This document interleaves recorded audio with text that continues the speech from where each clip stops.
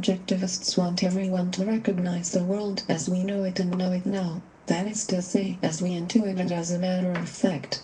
While grammarians want to point out that calculus was not formed by cave dwellers and that the extent of our logic and our language's ability to appear back upon itself affronts the first principle, that of identity distinction from the prelingual beast who could not utter the word I, but who could scrape rock and pillow.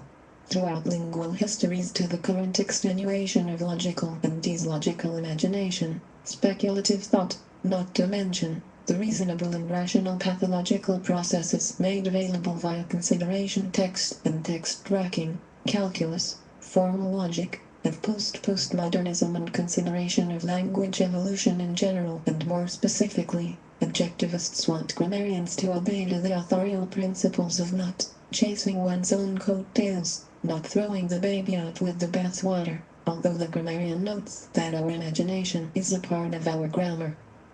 Philosophy is an adult understanding not to be conveyed as complete to the adolescent psychology or those trying to get any other work done. Repetition.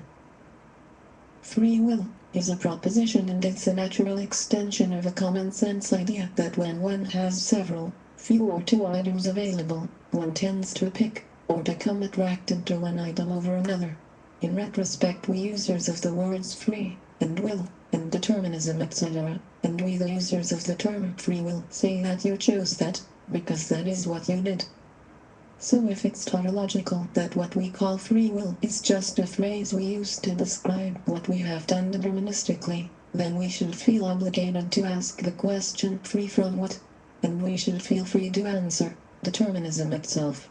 And then should one's mind, being subject to the determinism of material and symbolic expression, not be free to be free of the phrase free will? Or shall we be determined to investigate the words free will? Now you broke that cigarette even though you didn't want to. So, the will of your body broke it. But the freedom of your mind to disassociate itself from the body's doing, or body's will, is an exercise freedom from the mind. Freedom of the mind from the determined body. So, your desire to not be bound by your body's will is the freedom from will. Your breaking the cigarette even though you didn't want to is just a play that the words in your mind can perform otherwise than the performance of what your body does.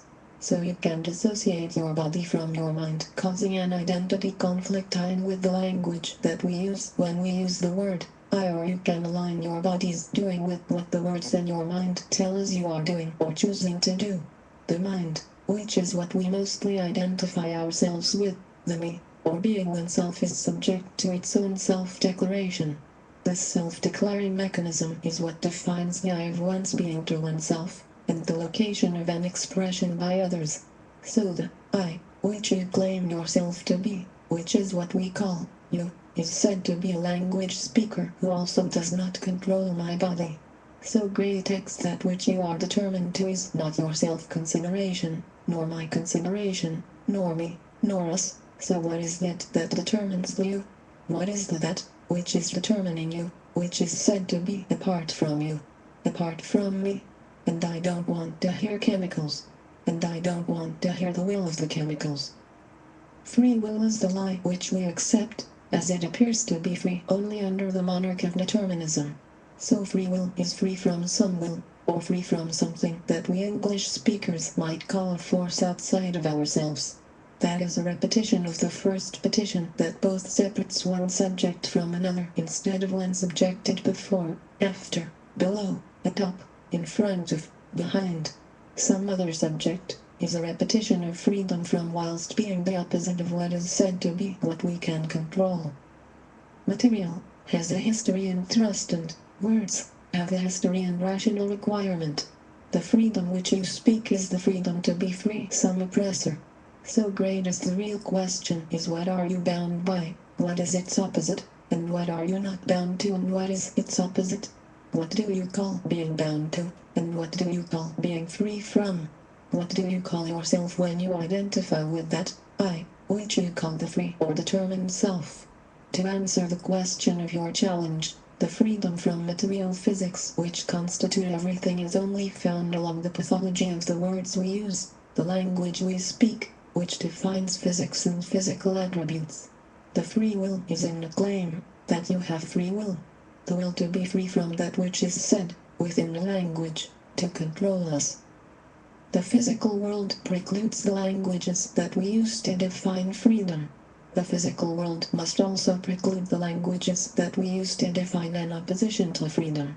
The physical world must also preclude the languages that are used to describe the physical world.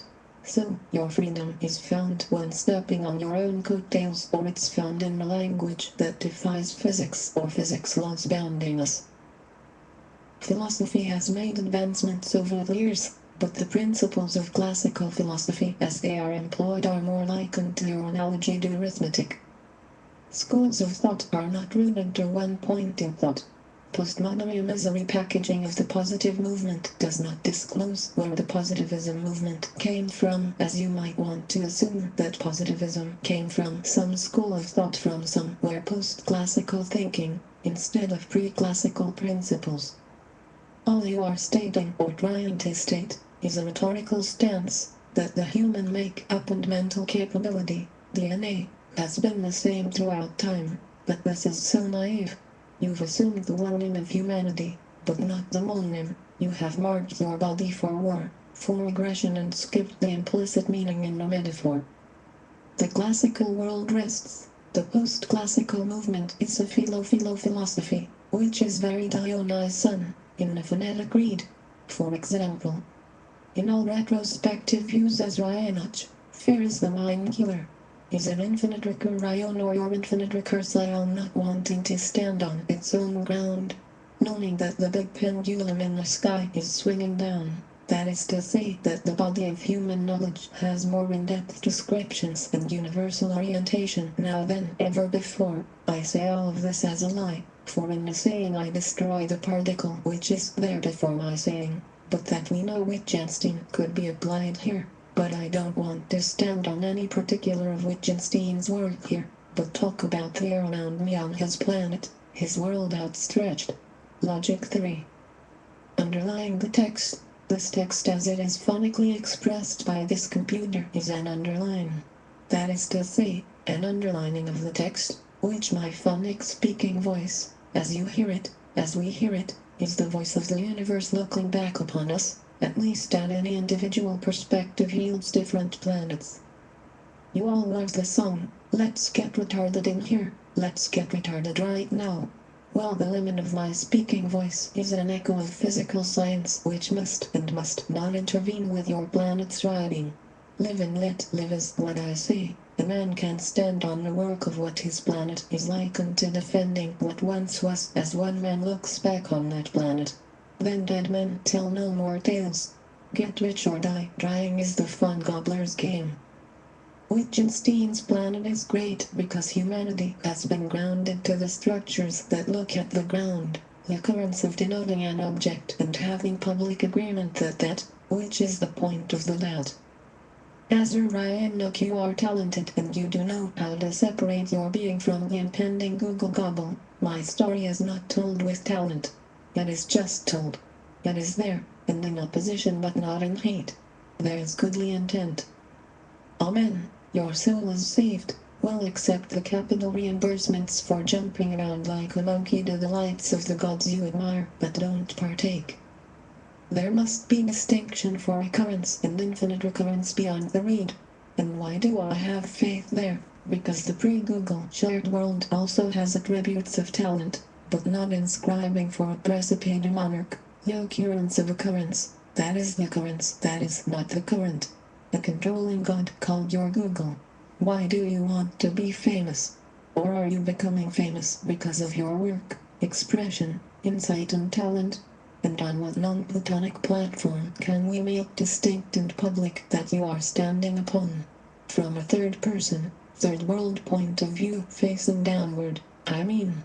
And can't we see our world as not only absurd but retarding and often counterintuitive once one is retarding and not noting the retarding nature one can get when becoming absurd?